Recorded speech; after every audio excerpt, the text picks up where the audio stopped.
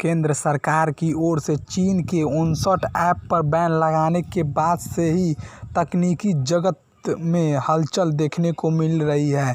एक तरफ चीन ने भारत से अंतर्राष्ट्रीय निवेशकों के हितों को सुरक्षित रखने को कहा है, तो दूसरी तरफ कंपनियों का कहना है कि वे भारत सरकार से अपना पक्ष रखेगी और बताएगी कि वे देश की सुरक्षा के लिए खतरा नहीं है।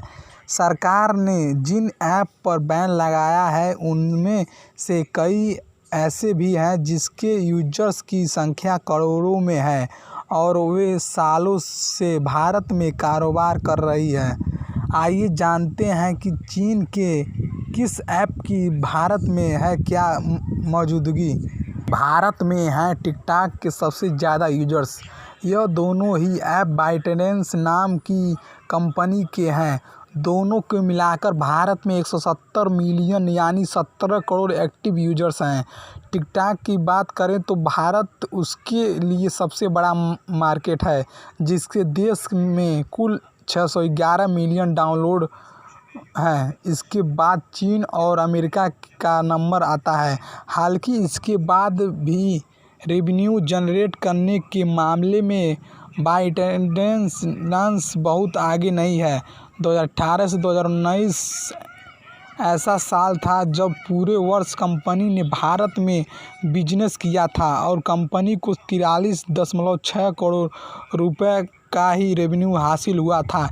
इसके बाद कंपनी ने अगले वर्ष के लिए 100 करोड़ यूजर्स रुपए के रेवेन्यू का टारगेट तय किया था। इस कंपनी के भारत में के कुल 8 शहरों में ऑफिस है और कम से कम 1000 कर्मचारी हैं।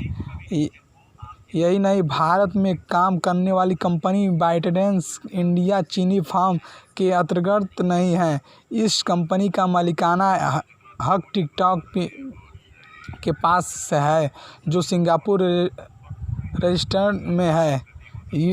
यूसी ब्राउज़र्स और यूसी मीनू जैक मा के नेतृत्व वाले अलीबाबा ग्रुप के ऐप यूसी ब्राउज़र्स और यूसी मीनू के भारत में 130 मिलियन एक्टिव यूजर हैं।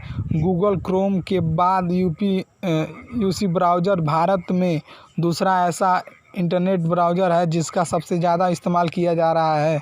यूसी ब्राउज़र का मार्केट शेयर 22% है, जबकि गूगल क्रोम ही हिस्सेदारी 70% है। यूसी वेब मोबाइल के तहत यह दोनों संचालित होते हैं। कंपनी के भारत में लगभग 100 कर्मचारी हैं और 2018 से 2019 में उसे 226.68 करोड़ रुपए का राजस्व हासिल हुआ था। शेयरइट के यूजर्स 40 करोड़, रेवेन्यू मामूली।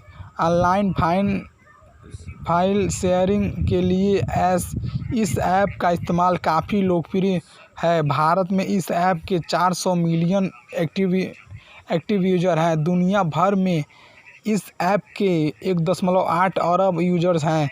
हालांकि यह कंपनी इस लोकप्रियता को आर्थिक तौर पर बनाने में ज़्यादा कामयाब नहीं रही है। 2018-2019 में कंपनी को भारत से 14.73 करोड़ रुपए की आय हुई थी। रेवेन्यू के लिहाजा से बात करें तो कंपनी की वैश्विक कमाई में 15 से 20% की हिस्सेदारी ही है भारत की है। भारत में शेयरइट का मालिकाना हक हांगकांग में रजिस्टर हुई कंपनी शेयरइट टेक्नोलॉजी इंडिया के पास है, जिसकी इस कंपनी में 99.99% की हिस्सेदारी है। क्लब फैक्ट्री है तीसरा सबसे बड़ा ऑनलाइन शॉपिंग प्लेटफॉर्म।